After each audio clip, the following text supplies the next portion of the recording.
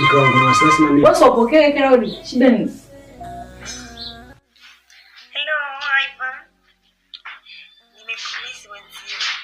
Unajua nimemisi mambo yote. Yaani nilifanya jana. Yaani nakumbuka ni saizi. Tamani hata saizi uwe. Wenzio nimekumisi niataje. Nimemisi mambo yote. Yaani ni mwanaume unayeniweza ni kwa mfano. Sijaiona mwanaume kama wewe jamani. Njoo basi.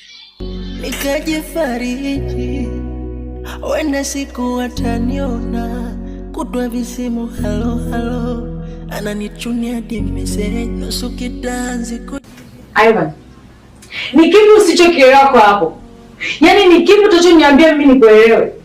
Mtu kama umfahamu simu anakupigia wa nini? Na ungekuwa umfahamu ungemweka blacklist ili usitake usumbufu ndoa yako, lakini yote umeshindwa. Yaani Ivan, mimi hii ndoa imenishinda kabisa. In fact siwezi hata kidogo jamani. Wala niamue maisha yangu nayo napo sahihi atakayonipa amani, lakini sio kuishi kwenye ndoa yenye mvurugano, dharau, yaani mfarakano kila siku. Siwezi.